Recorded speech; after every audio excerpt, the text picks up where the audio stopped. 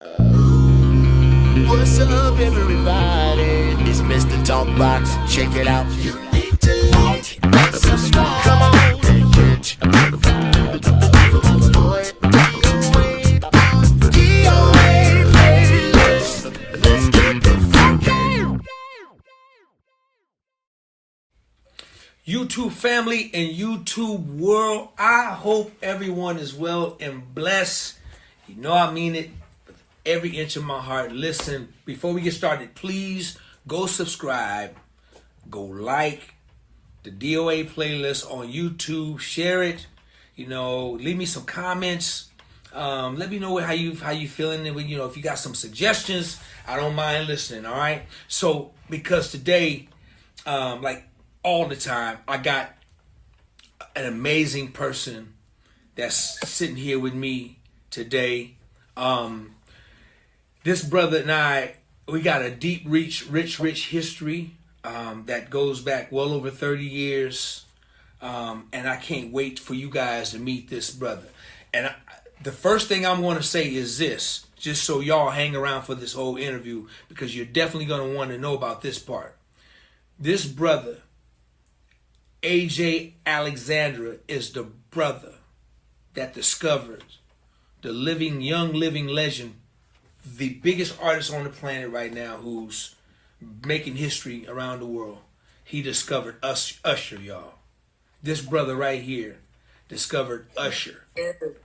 You have to hear his story. You have to hear that whole thing. So y'all, stay with us, hang with us. I promise you, it's amazing what's ready to happen today. Y'all show your love for my big brother, the dude that's been in my life. He had so much to do with me and my career and my being in this industry. We're going to get into that. This brother right here, AJ Alexandra. Give him up some love. AJ! I'm on here with my brother, man. I'm on here with my brother. Just telling you, man. I've been waiting to get on your show, man. I've been polishing up my guitars, even though I can't play them no more. Hey, man. Hey, you think you slick. See, I see you. You got to give me a little tour, man. I see you back there with the acoustic guitar. I see you with the bass. Hold on. Okay, give me a little. I got the acoustic guitar, the black one. Yeah. I got the other guitar, my acoustic 6-string. Right. Okay. Oh, you got. Ooh. Okay. Yeah. All right. And then, I have the Fender. Oh, AJ. The precision I got from the pawn shop. You know me, D. If you don't come from the pawn shop, I don't want it. That's when you know I'm a real OG. They go to the pawn shop. That's right, man. Man, dude, thank you for being here, AJ, man. I know it's been a busy season for you, man. With you guys coming off, we're going to talk about the Super Bowl. We're going to talk about moments, man. And, man, I know you've been busy, man, doing a lot of work and traveling, man. But it's good to see you. Thanks for being here, my brother. I love you, man, just to get it started. I love you, man. You know that. All I can say is, man, I want to say this, opening up the gate. From day one, when I first seen this brother on bass, I was a bass player. I came up through the era with the Brothers Johnsons and that. You couldn't tell me I wasn't on their level. But when I saw this dude playing, I was just like, damn, I not know that we would end up working together and becoming brothers. And they actually thought I was crazy because he used to look at me down in front of the stage watching Karen White. We gonna talk about how crazy that we thought you were, how crazy you are. We gonna get into that, bro. But listen, AJ, man, let's get into this, man. Brother, AJ, where you from, man? Well, I grew up in Chicago, then moved to Indiana, right, in my preteens, and got in bands and stuff. I was already in bands with my cousins in Chicago, but then when I went to Indiana, going through my 6th grade, junior high school and high school in Indiana, and that's where I graduated high school and stuff and started my journeys around the world right there, going into the military and then getting stationed all over the place. So when you started the music thing and started working with your band, you ended up in the military. Yeah, well, in Fort Wayne, Indiana, they had 13 high schools. Every high school had a band, not a marching band, a funk band, an R&B band. And it was so competitive, man. You know, the Midwest, them bands out of the Midwest was competitive, man. You know, you had, you know, Lakeside, The Deal, you know, everybody come out of Midnight Star. But me and my cousins, everybody used to be competitive, man. And like I said, I played bass and I was the front man. And then I taught my cousin, you know, brother, he played bass, but he was a better bass player. So I would have to play guitar or drums, but I was always out front. I was the prince in the band. And we used to compete against other bands in other high schools. But I was always that dude. I was a cool ass nerd. But all the cool guys, pretty boys, used to steal my girlfriends and shit. But then I used to get girls by singing in the band. But one thing, I could fight. I could fight, you know. And I was a black belt by the time I was 14. So we used to get a Jet magazine, and everybody used to go get the first. As soon as Jet come out, we used to go get the Jet magazine and look at the top 20. We had to learn the top 20 songs before the other bands did. So that's where my competitivism and grooming came into the industry. So when I tell people, you know, singing songs, and I always live by, people tell me like, yo, you can put 10 of the best singers on stage in a competition on this planet. Fuck that, I'm coming in the top 6. I'm not losing. And I meant that shit. I don't give if I gotta lift weights, ride a donkey, pop wheelies on a motorcycle, I'm gonna win that competition. So I may not come in first, but I'm gonna be in the top 6. And then, you know, of course, you know, training my kids, you know, to learn and everything else, because I learned how to play piano and guitar. All my uncles were guitar players out of Detroit. And my Uncle Danny was a horn player in the Funk Brothers in Detroit. And all my, you know, on my mom's side, that's the white side of my family, and it's like all her brothers, they all play guitar. It's like that country, Mississippi blues country. And I used to watch them, you know, and I used to pick up the guitar and just play, man. And that's where my journey began, and being in bands. And there's even deeper stories about being in a bands competition. And I always got to tell this story, and then it kind of explain. When we grew up in Fort Worth, Indiana, every Sunday there was a park called Memorial Park. And the city used to set up 3 stages for all the bands to play. And they used to call it the Battle of the Bands. And, you know, not marching bands. You got to make it, you know, Battle of the Bands. And there was this guy, his name was Ricky Brad. This dude was light-skinned dude, afro, pretty dude, and he played guitar. And, and he played guitar, and he used to like have the girls, and he was older. Like I was like 14, 15, and I used to watch him on stage. I was like, oh man. And one of my favorite songs, he played one of my favorite songs, man. It took me 3 weeks to learn that song on guitar. But when I learned it, you thought I wrote it. And we used to watch their band. And then when we learned the song, they used to watch us. And I never forget, got out there. The song was called In the Rain by the Dramatics. Man, it took me almost 3-4 weeks to learn that song. And when I learned that song and I was singing, that dude wanted to whoop my ass, because I was like, I want to go outside. I was sloppy on the wah-wah pedal, but I made it work. And I had them girls screaming, oh, wow. And that dude, he walked up to me, I should whoop your little ass. I'm like, bring it, nigga, bring it. And I was 14.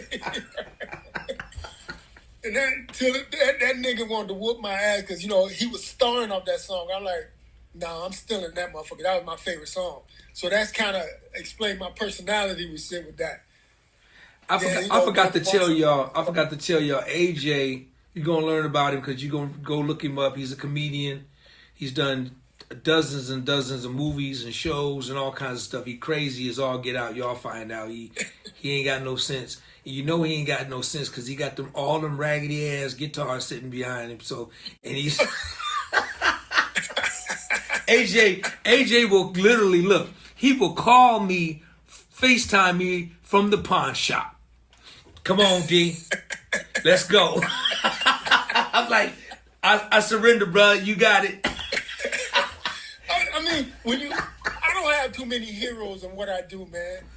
Like I said, even coming up, like all my cousins and stuff, they were like into Marcus Miller, and Larry Graham. I like Larry Graham, but man, you know, if you wanted the Brothers Johnsons, dude, then everybody wanted to play jazz.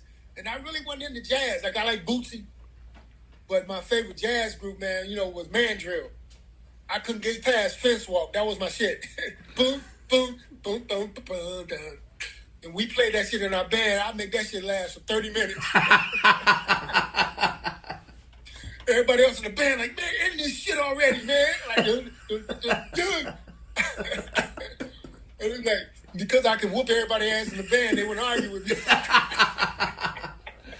AJ, man, let's talk. Let's go back. So the band. So when did you go into the military? I went into the military. I was playing football. I was a good football player. I was a wide receiver and ran track. And with my boys, I was all state and everything else. But shit went left in college, man. I can talk about it now. You know, this white boy, I walked in, in the locker room. This white boy was writing nigger down at Purdue on the floor with chalk. And I walked in. I damn near beat him to death with a football cleat. They locked me up in jail.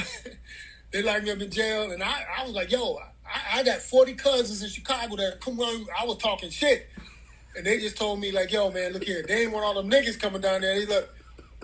They kicked me out of school, said, don't ever bring your ass back to this city again. So I transferred to Jackson State.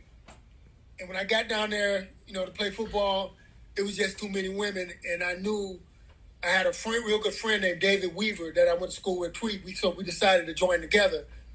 So I joined the Navy. He went one direction, I went the other. So we went in the Navy. As soon as I got in the Navy, I was in that motherfucker singing in boot camp. I was that dude, be marching. I had the grooving going, singing and stuff, Was you doing cowboys and girls? Oh, man, I did. Cowboys and girls. I remember. I had a whole platoon. I remember. It was funny, man. Because at that time, and sometimes you hear people's voices and I don't like this nigga's voice. I like my voice, but when I heard my voice, I didn't like it. But women used to say, you got a beautiful voice. So I used to, fuck it, I'm going with it. And that was one of the songs, man. Cowboys and Girls and Smokey Robinson, Ooh Baby Baby, and anything, Wildflower, and Dream Merchant. And then I was real heavy on Enchantment. Gloria, my glory. Sing it, AJ. Sing it, dog. And it's funny, man. That's just, and my life was blessed to be complex. Because I could do sports, I could do music. But I was that dude that always had jokes on the track team, on the football team. When we used to joan and crack, nigga, I used to always be winning. Talking about people's mamas and stuff like that. The track team, I remember one time, man, real good friend of mine, Eddie Nolan. He's a football coach now in St. Francis, Indiana, but we was cracking jokes. And I remember one time I told him, I said, yo, man, man, you so damn black. You wore a white T-shirt, you be the headless horseman. And we was coming back from a track meet, you know what I mean? And they used to tease me because I had a long neck. When I used to win a race, they're like, yeah, you won by a neck, nigga. You won by a neck. So that it always been there. You know what I mean? So AJ, so in the service, talk about with your stint, just a little bit of your stint in the military, man. Then we gonna move on because it was very deep. Yes, in the military. Well, you see, I have on my hat here. I was a CB, and I went into the Special Forces, which added on, which is complex. Which I don't like to mention it on film or in TV because everybody use it in movies and shit. Now it makes it. I just said Naval Special Warfare, and it explains itself. So I had a lot of intense training in which my job was to chase terrorists. Was my job, and I would protect dignitaries. I was that trained. and so I was in there for 8 years, and I was stationed in Puerto Rico. I was stationed in the Turks and Caicos Islands, which was a submarine tracking station, and then I was stationed in Puerto Rico for 4 years, and where I was assigned because they thought I could go for a Puerto Rican or Cuban, so I was assigned to a unit down there, and I was an investigator. So I worked a lot undercover stuff. I was military, but we used to call it, Starsky and Hutch team because I didn't wear a uniform. I was undercover, drug smuggling and all that stuff, and I got decorated because on the big ships, aircraft carriers, when we come in, the terrorist organizations would team up with some of the crooked Navy people. They used to smuggle drugs in on the big carriers and air tanks, and the SEALs and the divers tanks. And I was busting people left and right, you know what I mean? And back then, people know I had a couple of hits put on me, and I squashed those because, I came even harder. And I ended up getting decorated for it. And then I got transferred to Moffett Field, California, in the Bay Area, up there in Mountain View. And when I had bands in Puerto Rico, but then when I had the band in Moffett Field, I had met a brother, a couple of brothers, and MC Hammer. We were in the Navy together up there. And Michael Buckholtz. We had a band, and I brought some of my cousins that was with me in my band before that were in the military. They moved up there, so we was jamming on the bass up there, and when Hammer got out, he went to Oakland, and then I went to Miami to the Dolphins as a free agent, man, and then, just started getting into all kind of other stuff, which led on into me getting with No Edition and then Bobby Brown. Wow, very deep, man. I'm glad we're covering this because we're going to talk about this because y'all, trust me, that military stuff, that real crazy stuff is stuck with this dude. I don't know if it's still with him or not, but I know when I met him, he scared the hell out of me. He was just crazy. So all of this is leading up to this. So let's talk about, okay, so you said New Edition, then Bobby Brown. Did New Edition come first? New Edition did come first because when I went to Miami, I did 1 year at law school because I graduated college while I was still in the Navy. I did 1 year at law school and I didn't like it, but I was working for this attorney. He represented a lot of cocaine cowboys. And I became a bounty hunter when these dudes would skip bail. And I had to go get his money. And I started hunting him down, man, you know what I mean? And I had the skills and the means and because I was making big money. And so in there, and while at the same time, me and my, I had, cousins down there, we had a band. So being in bands, I started meeting people, but I purchased a limo with a good friend of mine, Fillmore Francis. We started a limo, so Starlight Limousine. And I started like hustling transportation for people, escorting rich people's kids to Disneyland and I'll make like $3,000 a day just driving. If you rich and your kids want to go to Disneyland, I would take them to Disneyland and then bring them back home. In my limo, baby. Basically, I was an armed ass babysitter. So, and the DEA wanted me to work for them, the sheriff's department, and I was like, nah, I'm done with the military. But I was making big money doing private sector, and then I started doing different shows. I remember I did bodyguard work for Mr. T. I drove him. Fred Williamson. I even did Richard Simmons, which was funny as hell. Wow. You know what I mean? But it was like, just doing things. Don't no Richard Simmons. Hey man, he paid me well, but he's real nice. Okay, give me one good Richard Simmons story, man. Go ahead, man. What? I got hired from this lawyer to drive Richard Simmons. So I would drive him and his boyfriend around Miami and Fort Lauderdale. So he used to go to Fort Lauderdale a lot. So they wanted to go shopping, so I took him shopping. I dropped him off, and he was real friendly, a nice dude, man. He's like, so AJ, come in here. He called me in the store and just told me to pick out some shirts. I'm like, nah, I'm good. Like, no, AJ, he made me pick out a shirt. And I pick out another one. All right, cool. I put it in the bag, got it. And I mean, I was only supposed to get paid, but maybe $3,500 for a few hours. Man, dude tipped me 10 grand and shit. I was like, shit, I work for Richard Simmons anytime. You know, and his boyfriend, he was nice. That's one of the nicest dudes on the planet, man. Wow. All right. You know what I mean? So I don't care what they say about Richard Simmons, you know, and the booty shorts and all that. That's his thing. But if I'm driving him, I'll protect him. I might have to fight like a sissy. Leave him alone. Leave him alone. But nah, man, that was one of the nicest dudes, man, really. You know, and he knew I had jokes, man. He knew I had jokes. When we was driving, he always seemed this, like, smirk on my face about something he would say, and I bust out laughing. But I stayed professional, you know what I mean? And he was really trying to make me laugh. All right, man, that's enough. Ooh, shit. I know, man, but... Anyway, man, you going to... Just enough. Anyway.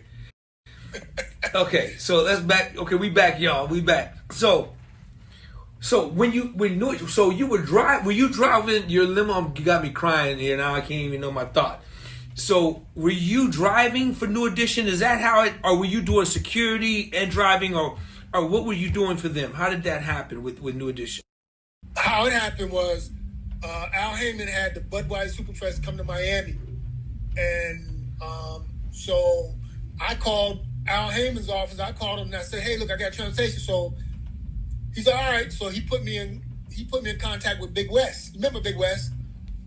He put me in contact with Big West. And Big West was like, "Yeah, okay, I got some groups." So Big West had me drive Freddie Jackson, a whole nother jokes, and I tell you, man, Stephanie Mills, and I think I drove Cameo. And like that. So, and I was hustling, man. I was hustling, and he liked the way I work. And Big West was like, "Yo, man, look, I got a tour coming up, man. You know, to talk to you about it, but we about to go to New Orleans. So if you want to get some work, just come to New Orleans." I'm like, all right. So I drove to Miami, New Orleans in a limo. And when I got to New Orleans, I drove the deal. I drove some other people. And then he said, "Well, look, we about to start this New Edition Heartbreak tour, man. I'm going to get you some work on that, whatever. I'm like, all right, man. And Big West liked the way I worked. That was my first time meeting him. So Big West called me back. He said, all right, look, I got you in as a driver. I'm going to hook you up with Hiram Hicks. So when I started with Hiram, me and my partner, you know, Fillmore Francis, he ran the office, I did the driving. And I was driving, he hired me to drive the band. I was driving New Edition's band. So I was driving the band and not New Edition. So the first tour started in Savannah, Georgia. So we got to Savannah, Georgia, and that's when I first met Bobby, and I was already a fan of Bobby's because, you know, I used to watch, you know, Don't Be Cruel, you know what I mean? Like, that was my joint. But we got there, and so I was driving them for sound check, and Bobby didn't have transportation. So I told Bobby, when I took the band, I told Bobby, man, I'll get you to the venue. He didn't know me. I said, don't worry, Bob. I'll get you to the venue. You ain't got to ride, because they were trying to get back and forth. He said, okay, but I had to take some people. To the mall, and those people, they're entertainers. And on the way back, I told them, like, yo, I got to get back to, you know, so I promised, you know, Bobby I would give him a ride. And they basically told me, hey, man, forget Bobby. You know what I mean? We need to give whatever. I'm like, I didn't like that. So when I took them to the venue, I went back to get Bobby, and Bobby was standing outside waiting on the ride. He looked like, I thought you would come back here. Then I told him what happened. And Bob was like, yo, man, now I apologize. And he said, and Bob was like, yo, man, and I told him I ain't like how they handled that and how they treated you. And Bob was like, man, fuck them. You want to work for me? I'm like, yeah, man, I want to work for you. It was just like that. I ain't even work with them dudes, man. So that's how I ended up. But I wasn't Bobby's bodyguard. I was his driver. And I had that blue limo, and I used to follow the tour bus. I'd always drive behind his tour bus. And so we would go places and stuff, and Suge Knight was his bodyguard at the time. And we used to go places, and I never forget, I followed cross country, driving my blue limo. We had some shootouts and shit, some things. And how I ended up being his bodyguard was we were at Center Stage in L.A., and Bob was in there rehearsing because we took break from the tour. And I had my limo, and I was inside.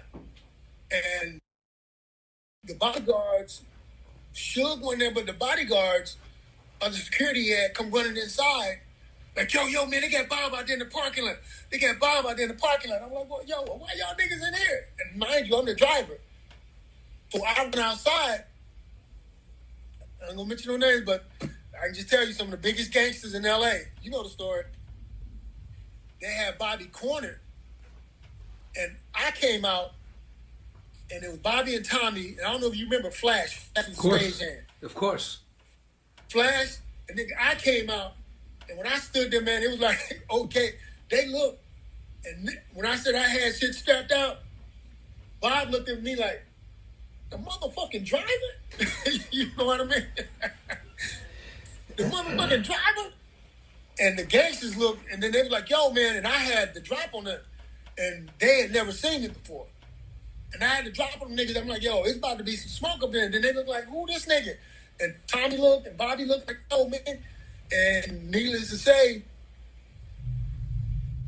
I backed situation down. And when niggas walking out, they looking at me like, yeah, nigga, we see you again, nigga. I'm like, fuck, you see me now. And when that happened, Bob fired his whole security. He said, yo, man, you my bodyguard right now. Okay, let's start right there, because that's when we met. Right. That's around the time we met. And there was a part 2 to this whole story. Ladies and gentlemen, YouTube world, this is real, true. These are facts. Yes. These are real true facts. You're not going to mention no names, but these are real true facts. So I was playing with Karen White. We was on the Don't Be Cruel tour. And we were opening up for Levert and the Bobby Brown, Don't Be Cruel. And this dude right here, it was something about, I don't know.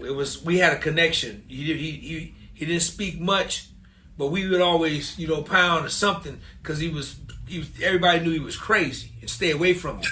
He wore the green hat, the bucket hat, and the green fatigue, and carried black. It was black or black, whatever it was, and he had, I don't know, he was anyway. So very intimidating, but always with Bobby. He was like, wherever Bobby went, he was right there. He was, and he said, man, stay away from him. That's AJ. He's head of security. And so I was cool. I ain't got no problem with it. But for some reason, when we would be playing or sound checking, he would just be checking the bass player out. He'd be looking at me like, and I'm like,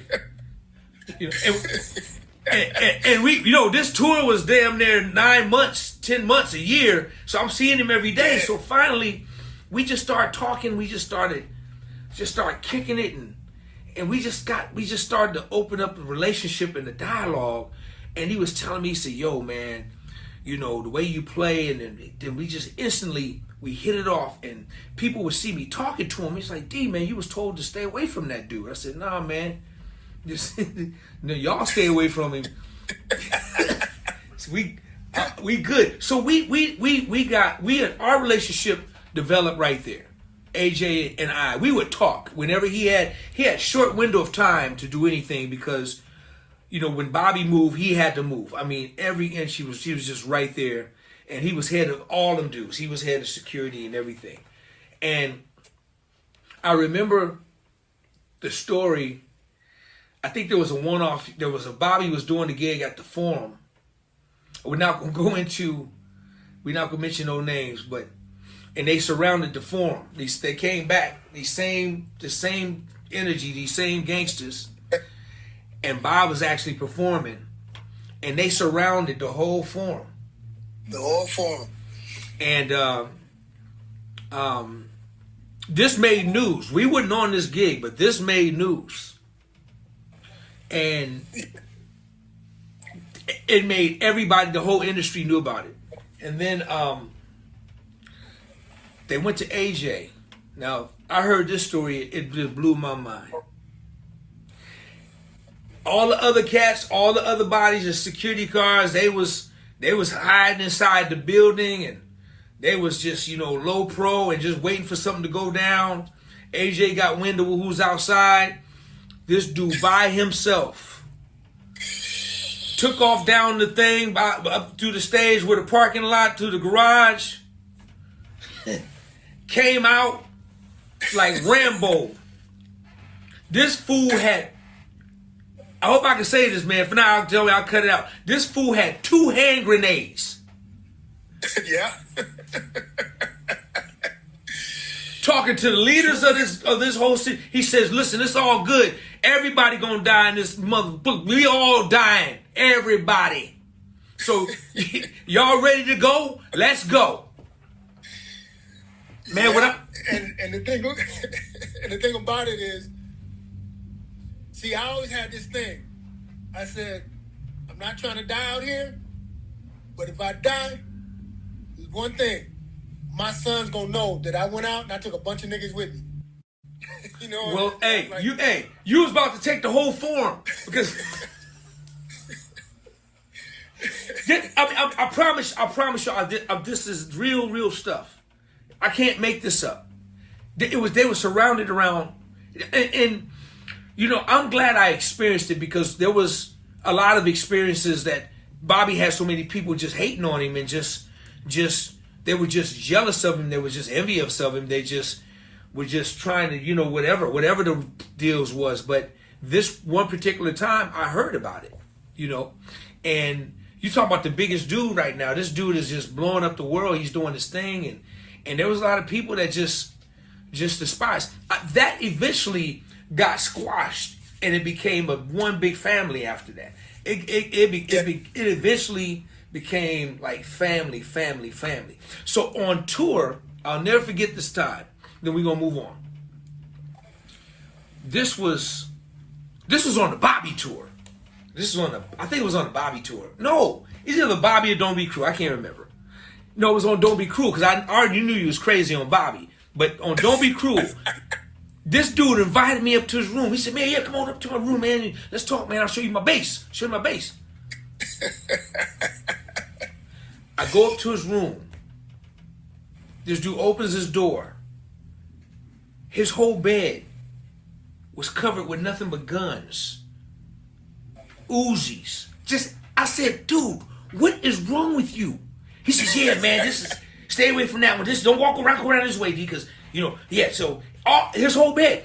And I'm like, dude, where's your luggage at? He had one little bag like this for a year. We on tour for 1 year. He got one little bag like this with some socks and some drawers. He wore the same thing every damn day. I said, nigga, you is crazy, huh? You said, dude, how do you? And at that time, he had a big old 2-3 duffel bags. And I'm thinking he got clothes. I said, man, how do you carry what are you doing? We were on buses. And man, dude, there was some crazy experiences, man, on that tour, man. Uzi holes in the buses. We come out after a gig. I don't know where we were, AJ. There were Uzi holes about this big in the buses. I mean, it was crazy, man. That was crazy that time. I think it was Phoenix. It was crazy. Bob was on stage and I had a shootout with some niggas. Bob was on stage and it was the same motherfuckers, you know, from niggas from LA, then you had niggas from Phoenix, same gang joints. Bob was on stage and I knew, and Bob's cousin Billy, them, you know, we had extra security. And I knew them niggas was outside like, fuck it, man. So I went outside and them niggas came out and, you know, they gonna do a drive-by. That nigga, when they started driving by, I was walking by with their ass too. I was throwing rocks back at them, man. Next thing you know, Phoenix, bullet holes, but then, you know, it was like cops was coming and everything else. And see, another reason to explain, I had other clothes, but the importance for me to have my stuff in my room, I couldn't take a chance of leaving all that stuff on the bus and somebody breaking the bus and steal my shit. So, you know, that's why I had to take stuff in my room, and then you had to keep your guns and shit clean. You know, you keep them clean, you know, military. That's what he was doing. He was cleaning them damn guns. I was like, man, what? Dude, why you got so many guns up in here? The whole bed was covered with guns. I'm like, man, what is wrong with you, bro? What? He said you was crazy, but you crazy, bro. You a fool. And the thing is, you got to remember, I had no friends. You, besides Billy's cousin and James Green, you was my only friend. You was the only friend I had. You know what I mean? And I was like, yo, and what drew me to you, because I was a bass player. And there came a time in my life where certain things took over, like the military, the bodyguard stuff took over the musician. then all the shit I used to do with my hands, you know, and stuff like hands start getting hard and heavy, and sooner or later, I'm excellent up here on bass in my head, but in my hand, I need WD-40 and some steam to try to do a rip. You know what I mean? It ain't happening. I barely can play Fire by the Ohio player. Do. I got it here, but not here. But it was crazy because AJ, you're right, because you always you kept yourself separate from all the security cats. I mean, it was security, and man, I want to send a rest in peace to Big Wes Crockett, man. Wes was just an icon, a legend, man, and he was the one who brought me in the game, man. Man, Wes was the cat, man. But they had the Samoans on this side, they had the brothers on this side, they had the Nigs on this side, then they had the Niglets back here, they had Niglets all over the place. But AJ he was always by himself. He never, and he was ahead of everybody, but they would do their thing, but then he would just always be that one just by him. It was weird. It was really crazy. It was a military thing. And the thing one thing I always knew when I learned, other bodyguards will stab your ass in the back to get your job. You know what I mean? I had a couple instances like that where guys came to approach Bobby about taking my job. Bobby was like, no, my man's cool. Even had a dude now, which he ended up getting killed like 2 days after he approached Bob about me. And he asked Bob, like, yo, man, let me get the security job. And I was like, Bob, like, no, my man got it. And this nigga really said, may he rest in peace, but he really said, well, yo, Bob, let me audition. I looked at the nigga like, nigga, this ain't a dance recital, motherfucker. That's what I said. And the ways and stuff, and it happened to the whole New Edition thing. You know what I mean? Sure. It was, that history. I'm so thankful, AJ, that I was part of that ride with you, man. We traveled the whole world together numerous of times, man. I mean, probably, I don't know. I forgot about more places than I've ever been, but I've traveled or did a lot of traveling. And to sum this up, there was a lot of that back in the day, y'all. We're not just talking. We've experienced watching, New Edition and Guy literally, on stage. I want to say it went from North Carolina to DC, something like that. Literally break out in the fight in the middle of the show. Karen White, we had just finished.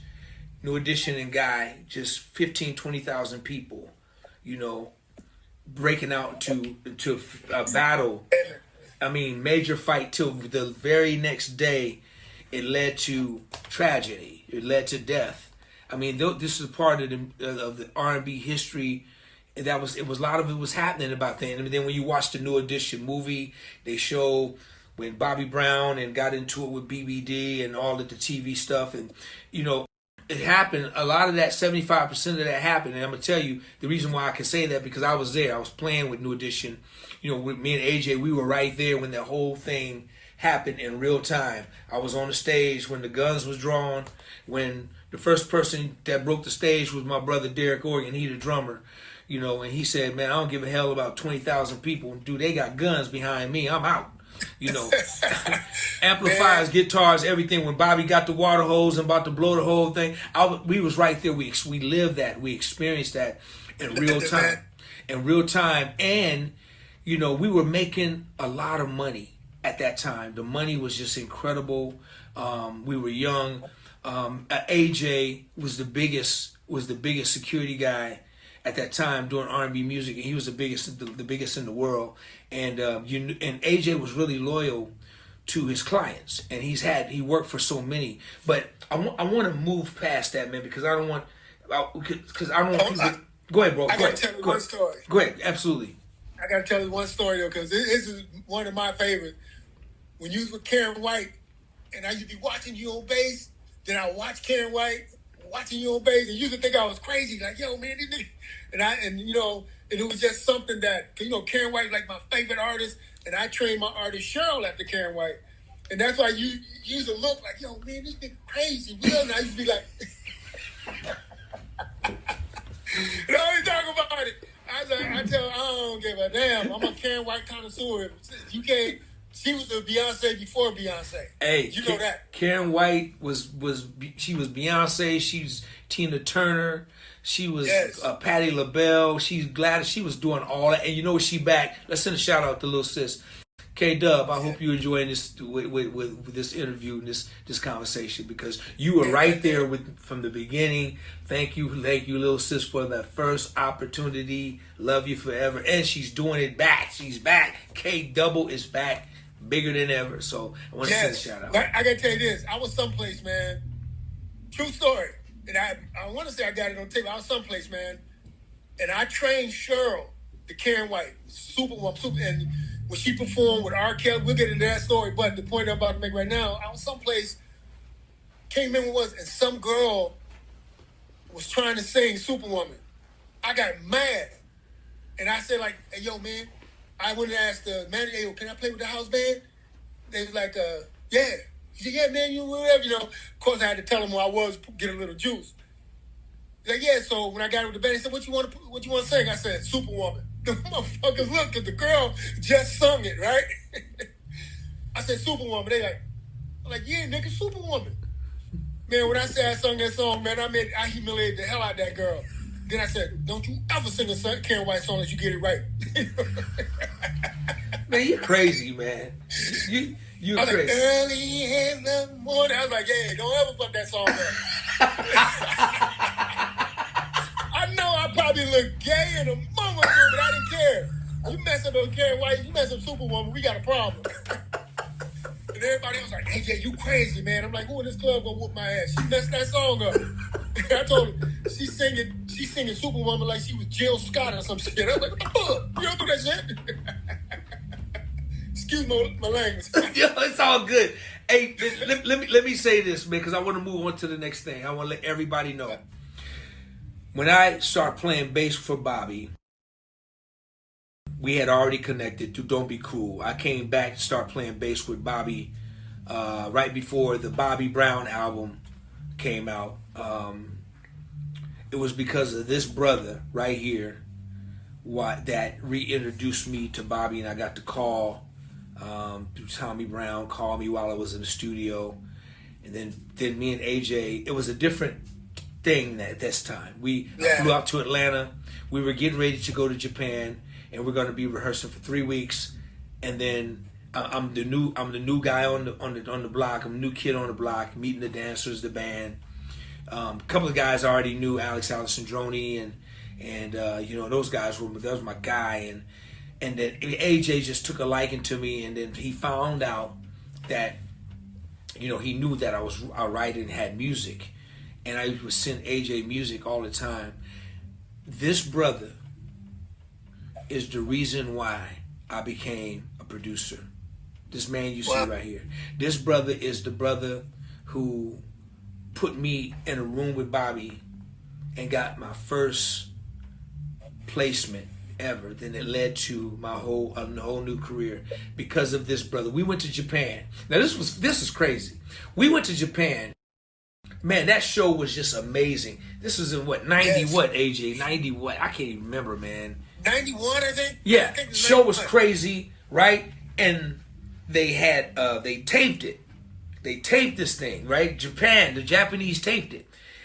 And I remember coming to, I was in Atlanta. We were working on the album. We went to Bobby's mansion. And AJ said, yo, I got the, it was a VHR, right? Was it VHR? Yeah, VHS, yeah. VHS, right? VHS. He said, I got the VHS of the tape. I said, man, you gotta let me see it. We watched the whole show, y'all, on VHS. We watched it one time. For over 20 plus years, 20 plus some odd years, I would say, AJ, where is that tape, man? Where is that tape? I don't know, man. You know, Bob moved and we could never find that tape. Just for that whole thing to reappear on the internet. On the internet, on YouTube. That's the black and white black and white stage, and Bobby gave me the bass solo, and that whole thing came back up almost 20 some years later, and we would just talk about it and say, man, we'll probably never ever see that again. And then the way the universe works and technology, it allows us to go back and watched that show at that moment where we was looking all over the place for that VHS tape. I said, AJ, man, who'd you let bump? Man, I don't know, D. I think Johnny Gill got it. Oh, man, I don't know, man. I think it's at Tommy's house. Man, let me call Tommy. For years. AJ, man, you got the tape, man. Man, I don't know, bro. I'm blessed in my storage. 20-some years later, we're able to go and watch that video, man. That's just crazy. Bro. Yeah. But one thing about that video, man, and I say this, the favorite shit, it's like watching Michael Jordan. You know how everybody imitate Michael Jordan slam dunking? One thing about that tape, man, I said, like, shit, that DOA basewalk nigga can't be duplicated. That's my favorite shit right there. Nigga, I be doing that shit around the house, man. I don't be playing, but I be acting like I'm playing. I be doing that DOA walk, man. That's some cool shit right there, bro.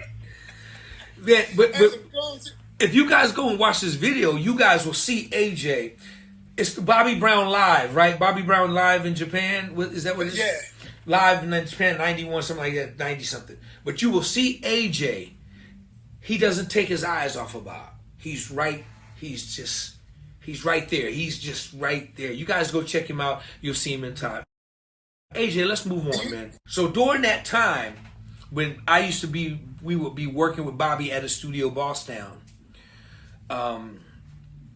Well, before that time, when we were on tour, AJ used to say, "Yo, D, I got this kid. He used to tell everybody about this kid. And everybody was like, "Oh, AJ, there you go again. And I'm the one that's saying, who you got? He said, D, man, I got this, man. Would you please check it out? I said, man, cool. We on the bus. Let's go check it out. He played me this little kid. And it blew my mind. I was like, dude, what are you doing with this? Who is this? And I was like, it was this little kid. How old was he at the time, AJ? He was 13. I said, what is this? He said, and just tell him what I'm not going to steal your shine right now. Speak a little bit about that moment, man. Okay. How it happened was, of course, I was with my band, the 17th floor. My band was TLC's first band. So we went out on the MC Hammer, Boys and Men, and Jodeci and TLC tour. We were playing behind TLC. So some shit was going down with one of the bodyguards and me, and I was about to take dude out. And I said to myself, like, yo, man, let me take my ass home. So I left to go home, and I left the band out there, and they finished playing with TLC. And when I landed in Atlanta, my girl picked me up from the airport and was driving me home because me and Ralph Stacey was roommates at the time. And I heard that they had these auditions on the radio at this hotel in Decatur. And I said I would find somebody to produce, right? And so I went there, and when I went there, man, and I looked at like 10 acts, I ain't seen nothing I like. And I was about to leave, and then they said, like, all right, the last audition for the talent show, let's give it up for Usher Raymond. I was like, what the fuck is a Usher Raymond? That was some weird ass sounding shit, name. So I stayed and I looked, and I seen this little kid come out singing End of the Road. I was like, damn. And I was waiting for the other 4 niggas to come out. You know what I mean? Other 4 cats to come out. And he handled that song, I was like, yo, this dude handling this song by himself. So after he performed, I approached, his mom, Janetta, and I said, like, hey, I can get your kid a record deal. And she was like, well, who are you? And I had my big Bobby Brown hat on at the time. I was like, my name is AJ, I'm with Bobby Brown. And Usher heard he's a Bobby Brown fanatic. And he's like, Bobby Brown, that's all he heard was Bobby Brown. And I said, well, bring him over to my house tomorrow and let me start working with him. And she said, oh, okay. Okay, she brought Usher over the next day, and we was inseparable. But we were rehearsing. We started rehearsals for the Humping Around tour. And that's when y'all was in rehearsals, and I started bringing Usher down to the rehearsal. And Usher used to watch, and then I used to watch you and Usher, and everybody, why you got that little kid down there? But you used to say, yo, that little kid's dope. And Nate Smith was running Usher's record label at the time that Usher had with MCA. And Nate didn't like Usher. So, me and Brian Reed was tight. And so I was training Usher, boot camping him and stuff. Then I put him with my other band, Detour. And we did the thing at the center stage. Brian Reed saw him. And then Brian Reed was like, yo, I got to tell LA about this kid. And I told you, and nobody liked him. And so, and you used to always back me up on the tour bus. Then when LA signed him that day, I was still bragging on the tour bus, and nobody would want to watch the video. But you used to, yo, man, what I'm telling you, this kid, people like, yeah, right, yeah, right, this kid, and the people, you know what I mean? So you were the only one. You know, Bobby had a chance to sign him first, but they didn't. But you was the only one that believed in me, man.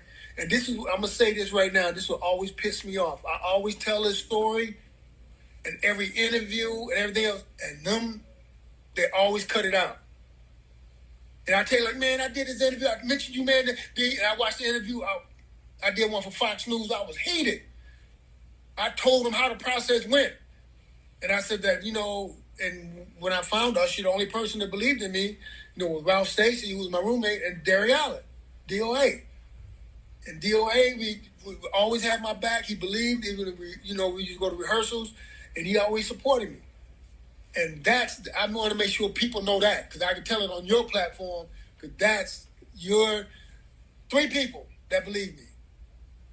3. You know, you was 1, you know, and Janetta and Usher, and Ralph Stacey, you know, that's 4. And Ralph was the one that drove me and Usher up to LaFace to meet with LA. And then we went on the Humping Around tour, you know, because we were rehearsing for it. And when I told people he was signed to LaFace, you know what I mean? He ain't handing out, they ain't believe it. Yeah, because wasn't no press out about it, you know what I mean? Like, you know, LA never gonna sign, wasn't no press out about it. Yeah, right, AJ, right, yeah. Then, you know, like, they didn't think the kid was that good. Like, okay, I'm gonna show y'all. But if people, and, you know, the thing about it is, you and I was friends, we became brothers because you didn't want nothing from me. I didn't want nothing from you. We just had each other's back. And that was, you know, and when I needed you, bro, you was always there. You know, always there. And that's where, when this industry and where we are, you know, who and what I am, is the people that you know that make you who you are. And you know what, AJ, it's crazy, man, because you've always had a niche for stars. Because there's a couple of more, we're gonna drop them, but I don't want to mix them up with this, because this is special to me. And everyone, what he's saying is facts. When he's talking about everybody, he's talking about like guys in the band. You know, the musical director, the dancers, nobody in the band. They just thought, oh man, AJ, you know, oh man, get out of here, man. And I'll be like, look, yo, hey, where that tape at? Let me go, man. That dude, you got something with this dude. I'll be, hey, bruh, you got something here. We just used to just talk about it, and then after a while, everything just happened. Everything happened, and I remember doing when we were rehearsing for Humping Around. Man, Whitney was out rehearsals. We was working with the background singers together, trying to get them right. And that's when Whitney was pregnant, right? She was pregnant with the baby at the time on Humping Around. And then Usher would just come and just hang out, man. But I specifically remember when we were in the studio, Usher, you know, you would bring Usher to the studio and just watch Bobby Brown in the studio. And Bob and myself, we just in there working. Usher just be standing or sitting behind us, just into it, man, just into it.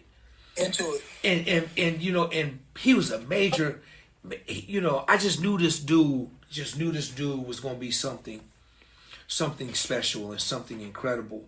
And I want to play a clip, because I want to kind of go down through a transition of what was going on. I want everybody. Check this clip out right here. Are you mad at me? Yeah, Geraldo, to be frank, I was watching your show. I watch your show all the time. And one show you really put me up. Okay. Bobby Brown's Bodyguard's here to let it... Bodyguard for how long, AJ? I've been with Bobby since 1987. Quite a relationship then, 9 years. That's really saying something. All right, Bobby, on the other hand, seems a man of considerable talent, but immature, passionate to the point of recklessness, reacts very violently to the media. He seems at times uncontrollable. What do we have wrong, AJ? I want to clarify this right now, and I'm going to stand up and say this. As long as I've been with Bobby Brown, have never seen Bobby take cocaine, do any drugs and stuff like that. Bobby drinks. Everybody know that. He's a grown man like you and I. Bobby do not. I have never and the words of the eyes of God seen Bobby take cocaine and stuff. So I want to clear that up that the media is putting out there. And the thing about it is with Bobby, anybody knows Bobby. To really know Bobby, reason Bobby lives his life the way he is, if you know Bobby, I've been with Bobby since he was 16, going on 17, and it's like all his life Bobby's been on stage. He lives for the stage. Bobby. AJ, I remember this show like it was just yesterday, man.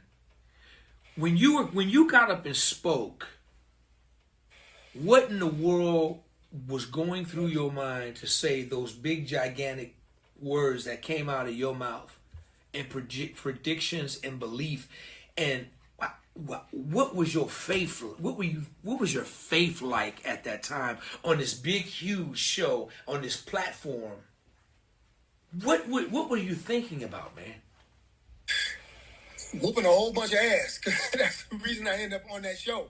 Because Geraldo, that's when Bobby was involved in that shooting. And up in Boston, and the guy that with him got killed, and Bobby got grazed by a bullet. And Geraldo was on TV talking about calling Bobby a dirtbag and where was his security and all this other stuff. Man, so I started calling the network like, yo, man, I'm gonna fuck some shit up, man. You got who you calling? I was going off. So Geraldo like, yo, well, let's bring him on the show. So they brought me on the show, and they had that other dude, AJ Benson. If you really watch the whole clip, they had extra security all around it, man. And I was arguing on there, and I was talking about Bob, you know, and everything else. Then AJ Benson put his little thing in there. I'll send you the clip and you see it. And I was standing up, and they were trying to get me to sit down, and I was about to get violent. You know what I mean? But then when I calmed down, and what led up to that, I said, like, understand something about Bobby. You know, I knew Bobby drank and he smoked weed. I never seen him do drugs. I never did. But I said, Bobby is a caged animal. I said, Bobby is a caged animal. Bobby got to be on stage to be stable. If he's not, he's like a wild animal with nothing to do. But I said, there's like 4 great entertainers in this century. You got Michael Jackson, okay? And I said, you got Bobby Brown. I said, you got MC Hammer. And there's another little young man coming out. This is going to be the next. You know, it's Usher Raymond. And Geraldo tried to cut me off. I said, no. He said, well, Usher Raymond, you owe this man something. I'm like, no. Usher is dynamic. He's a celebrity in his own right. Okay. Ladies and gentlemen, you know, A.J. Alexander, Bobby Brown's bodyguard. And he cut. But I let the world know right then. And that's how I ended up to that. Because I was pissed. And I ain't lucky I had more time to say something because I was about to slam some chairs, man. I remember that moment. I remember that moment so well, man. And but the fact that, you know, Usher was still coming up, man. He was still growing. But the fact that where we are today with this brother, you know what I'm saying? Right. I mean, just, you know, one of just the biggest artists, man. And I'm proud of him. I don't talk to him, but I mean, we don't never talk. I don't see him, but I'm very proud, man, that to see what's going on with him and that in his career. AJ, there's another clip, bro, that I gotta play. This is a special moment, and I mean, everything we're talking about is deal sealers because I was there. I'm thankful to God I was there from day one. But this right here, man, showed the world that this brother was not ashamed of, you know, how his career started. Man, I love this clip right here. Then I want you to speak on it. Y'all check this out. I first laid eyes on Usher at an audition for this talent show.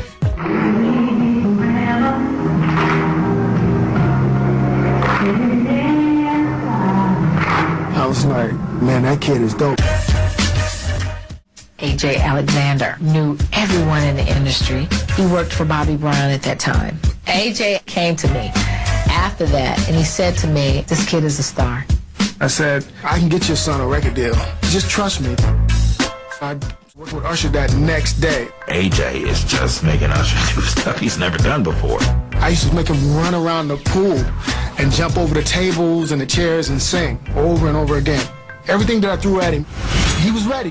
The Holiday Inn that we get ready to go to is the place where the audition was held for the Atlanta Talent Search. That was like the big break. That was the talent show that offered me my big break. And I met AJ there. What's up, baby? Oh, it's a place, dog, where it started. AJ really believed in Usher from the first day that we did the audition for the competition. It was AJ. It was this room right here. And when you started singing, it's like you went from 13 to 23. I was like, yo, this dude is a superstar. I saw it that quick.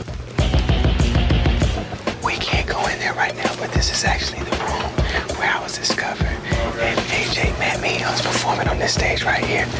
Who would have ever thought that way out here in the middle of Decatur at the Holiday Inn, I would meet the guy who would introduce me to the record company that actually put together my first album and believed in me enough to record an album with. Now, AJ, Yes, sir. that's MTV. The whole world knows what's happening. This fact that this brother did not forget about you, man. You're right there. How does that make you feel, man? Tell me about that moment right there, bro.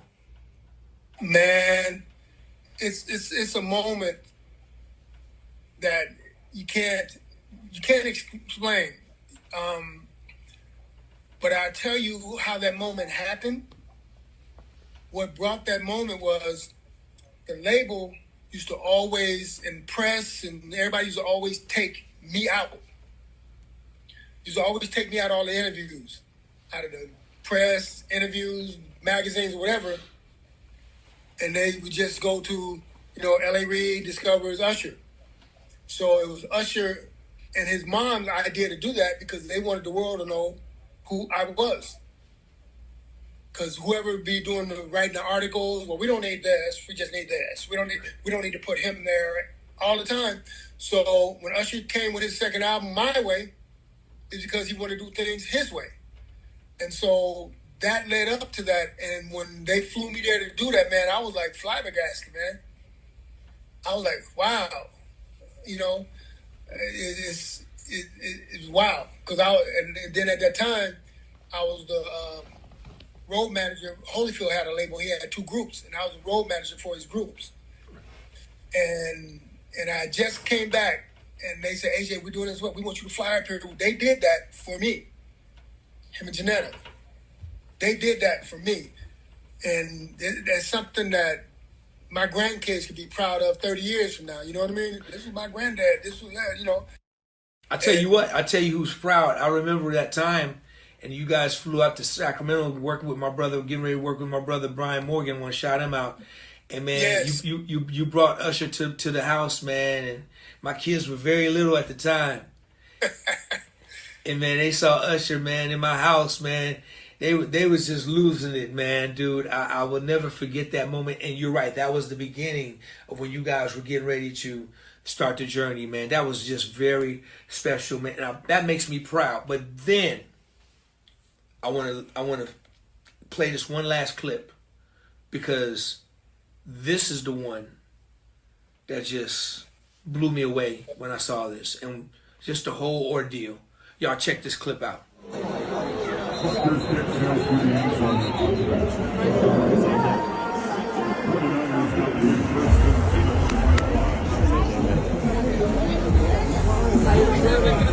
thought that last picture was the one.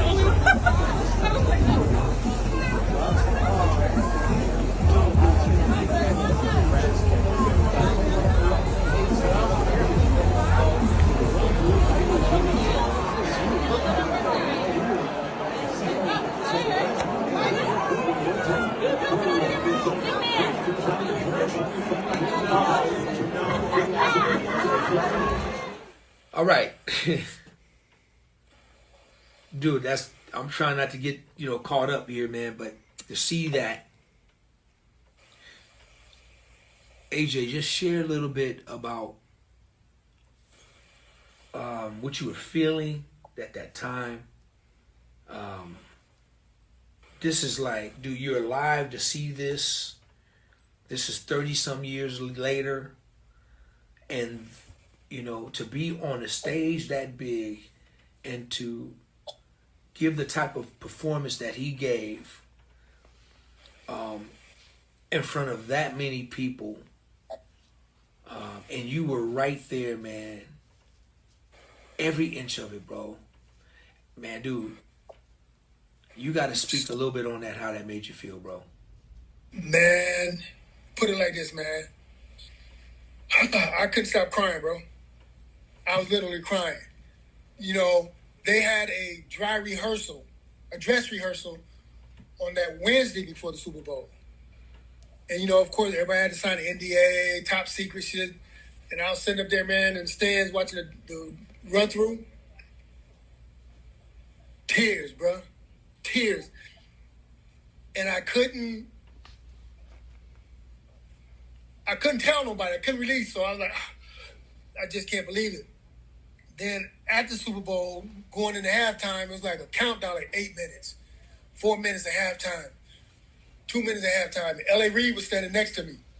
You know, the field was over here, but we were watching on the screen like, oh, man. Oh, man. Then with halftime, you see him bringing stuff out.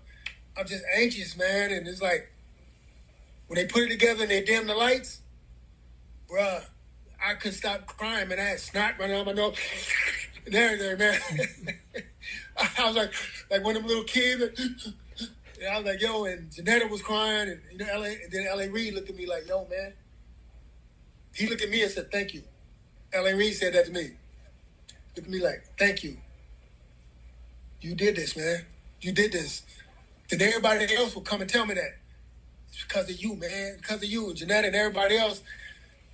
And it's just, after doing the performance, man, I had my glasses on, man, and people kept trying to talk to me, but my eyes, I was just crying.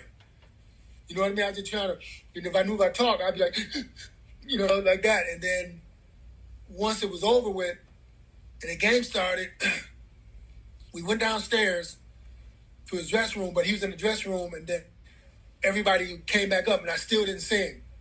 So we came back up, you know, to his booth where he had his booth upstairs. And when he walked in, you know, people, hey, Jay, hey. And it's like when he saw me, he just smiled a certain way. And when I went to him, I just started crying, man. And I was hugging him. And I just whispered in his ear like, yo, you did this shit, man. And he hugged me tighter. And then I kept trying to talk to him. If you watch the tape closely, I kept trying to say something, but I couldn't. And if you look at my eyes, I had tears. I was like, all I could do was point, like, yes.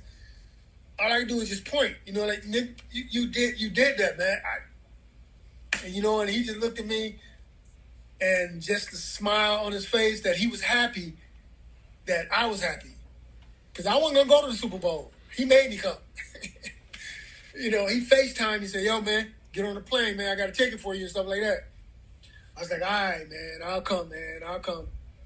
And he made sure I was there, man.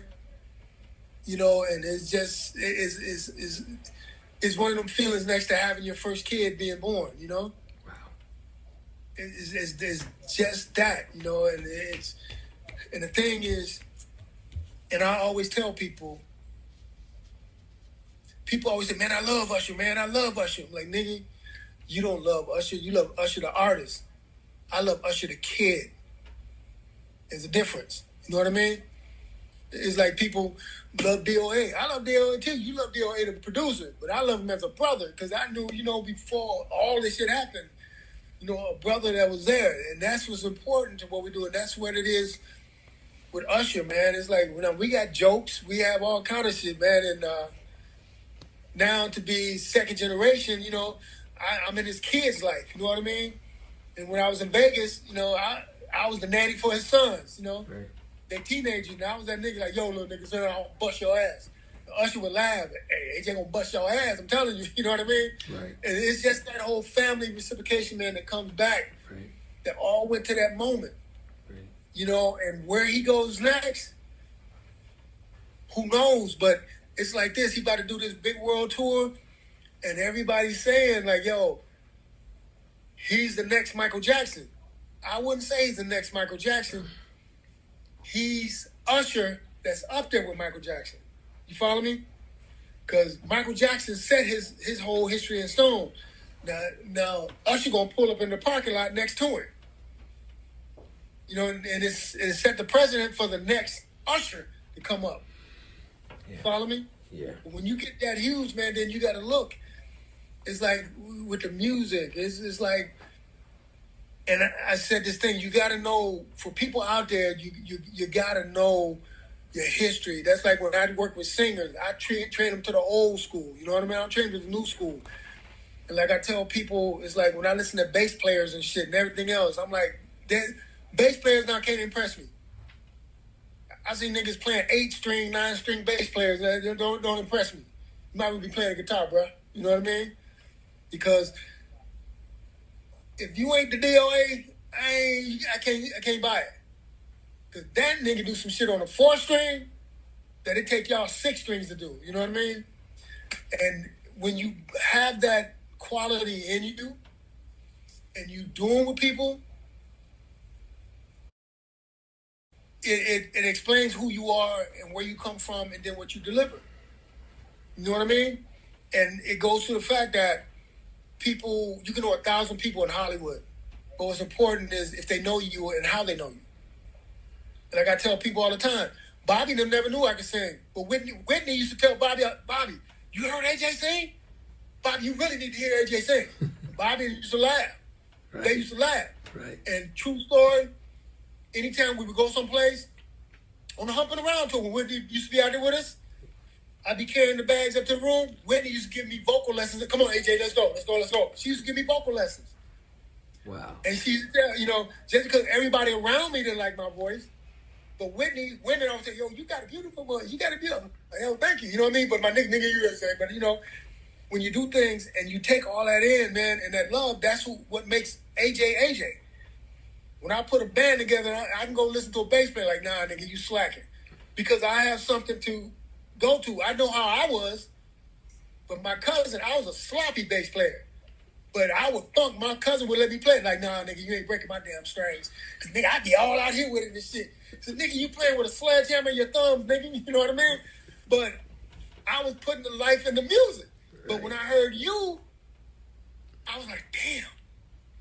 That's the nigga I want to be right there. You follow me? And I live my bass playing vicariously through you. Wow. When I see you playing with people, man, and then I saw you playing with Chucky, just like, I was a Chucky Booker fan before I even know who he was. You know what I mean? Then his song came out, and I never knew. You the one told me, like, yo, Chucky is in Tees. I'm like, what? I didn't know Chucky was in Tees. I used to be singing that shit. Fire started. You the one told me. I was like, what? Fire started. That's the joint. I had to go get the video, and I looked like, oh, man. So that's life. That's what we're all about, man. And I think that when I'm on stage telling jokes, man, I bring everything with me because people sometimes I'll sing on stage or I imitate somebody, but I tell people, you got to know where you are. Like I was at the radio station the other day with Johnny Gill. He went to do Smokey Robinson's radio show, podcast. And I was just sitting in the back being security, looking all mean and shit. Then they got to talk about history, nigga. I'm sitting there starting to look soft in the mama. And they played all the music. And they wouldn't play my favorite song, Ooh Baby Baby. So afterwards, then I told Smokey, I said, man, just so you know, Ooh Baby Baby, that was my go-to song in high school and junior high school. And I trained Usher to that song. I used to have Usher singing that. He's like, for real? Oh, wow. I said, hey, yo, man. And all that who makes me who I am. You know what I mean? And I gotta say, I gotta always give it to God because God guided my decisions. If I'd have took niggas out like I want to take niggas out, I'd be in prison right now. You know what I mean? Because I'd have been death penalty double figures. That's just in basketball. Oh, that nigga in double figures. You know what I mean? But I was trained, highly trained, so I made the decision of the love to what I wanted to do and what I had to do, and then I look at the people around me. Because in the industry, man, from day one, I didn't have a lot of friends. The only friends I had in the music industry, you and Ralph Stacey. You follow me? Yeah. And anytime I needed a song from you, you gave me a song. You know what I mean? Oh, I got you, AJ, man. You send me a song. And that fueled me. That kept me going to do what even with the groups that I'm working with now. It fueled me, and I always go back to it, and I tell people, like, yo, man, you got to understand, like Karen White, any little girl, don't watch Beyonce, watch Karen White. You know what I mean? She was the original. You had Tina Turner, but you know that Karen White with the dance to that young pop feel, and I actually won $1,000 off that. Somebody was arguing with me about that. I said, look, Karen White, no, nigga, I bet you $1,000. I didn't have $1,000 to bet. I said, I bet you $1,000. All right, nigga, we bet $1,000. I pulled up a Karen White video and 3 Beyonce videos. I said, now what? Look at the dance moves. Look, now this Karen White here is 15 years old. Look at it. They were like, I said, know your music. Know what you're doing.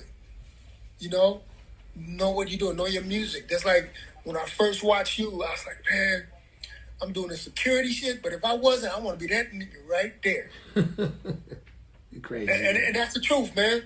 And I'm going to tell you, remember I was on the road. I had this model with me. She was from Oakland, and I drove up to Sacramento to your studio. Man, you know, girl, I was kicking it with whatever. And you took her in the studio. I don't know if you remember. In your studio. I don't remember. You was like, yo, AJ, we'll do a song. She was a rapper. She was one of like the top models in the game at the time. And you up there in Sacramento. There's things in my history that I never forget. Let's touch that real quick before I let you go. Just name a couple of artists real quick that you responsible for their career. Put it like this. A lot of people don't know. Monica. I had Monica and Usher at the same time.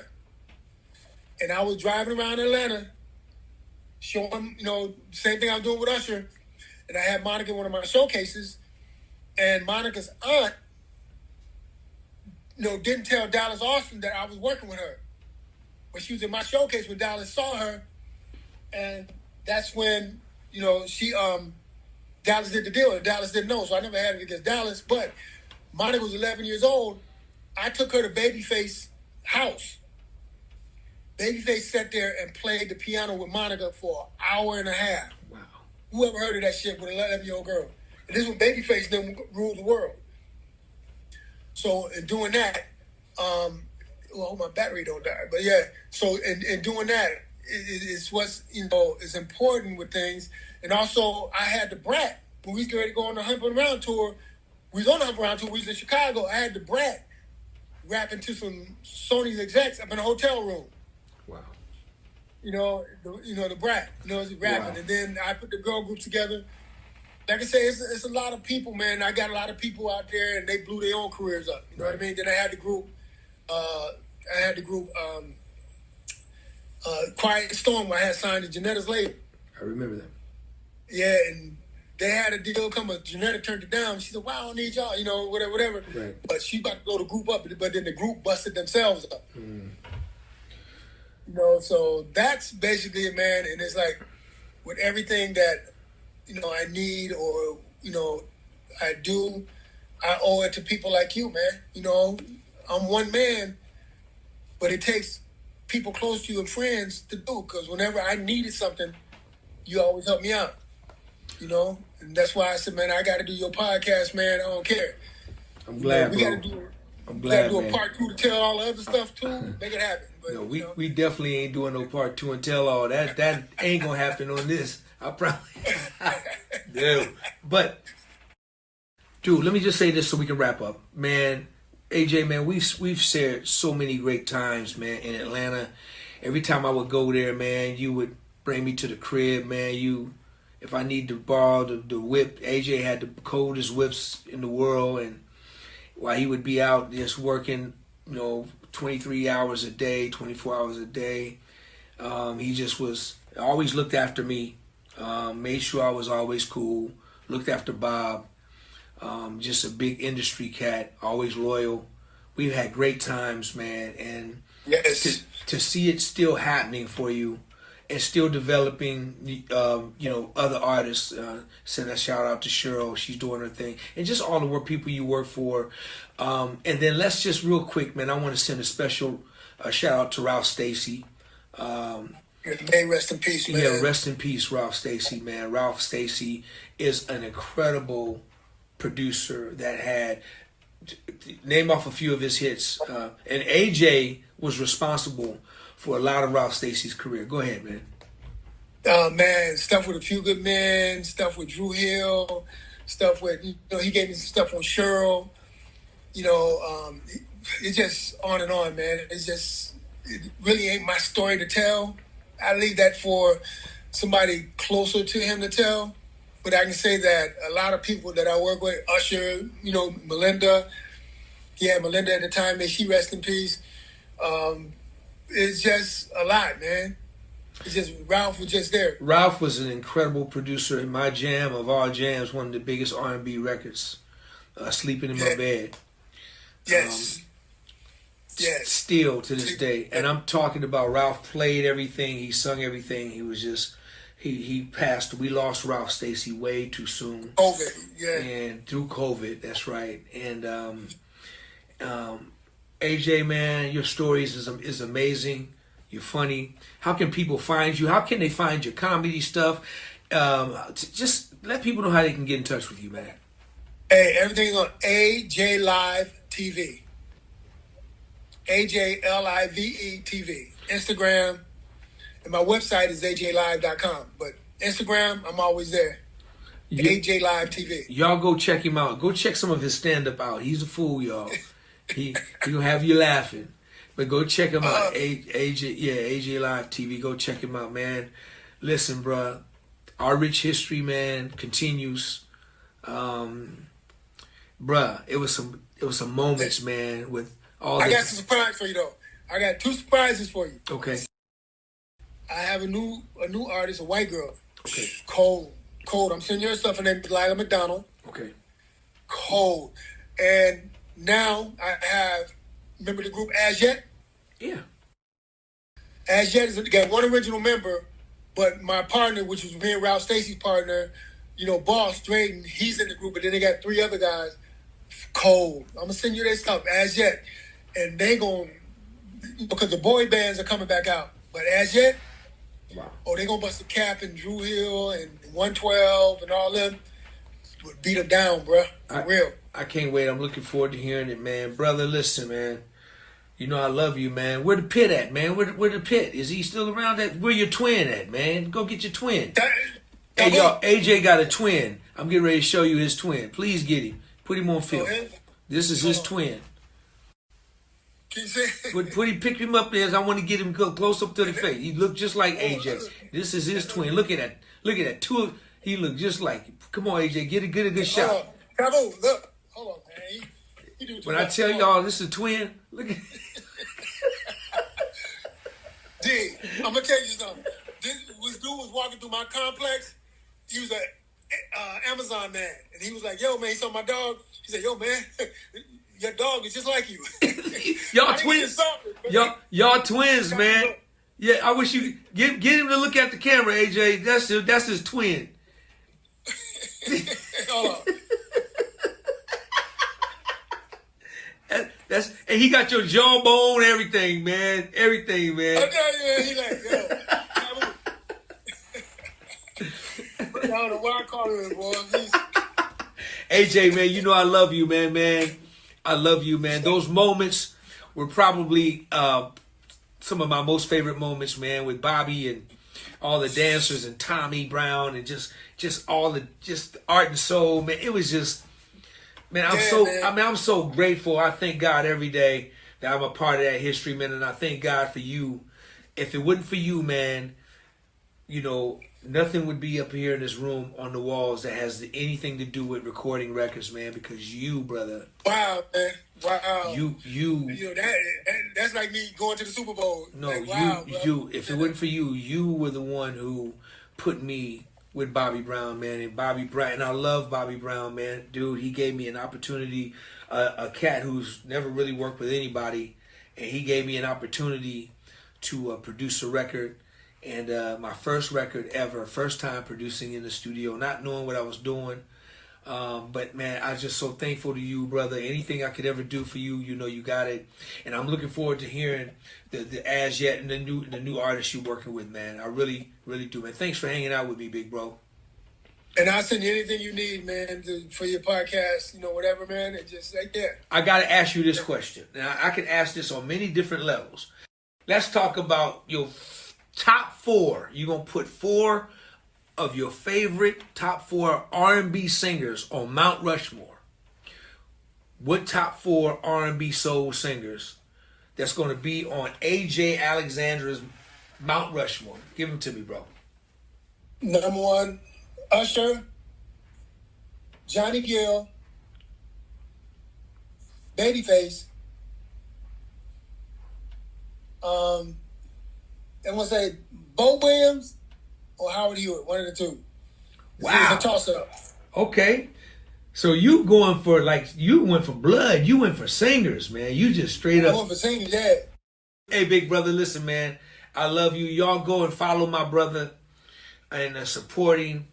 Go see what he's doing. He's doing a lot of things. He's got an incredible photography business. He's doing a lot of things. So y'all go support him. And don't forget to go like, subscribe, share the page, tell people about it. And, man, I really thank y'all for hanging out with me and this beautiful brother right here who's in my life to death. Trust me. And wow, man, you got me about to cry again, man. Come on. In my life to the end, to death, man. My brother, y'all give it up for AJ Alexander. Give it up for him. AJ, I love you, My brother. pleasure, man. My pleasure. I love you, man. DOA playlist. Let's get the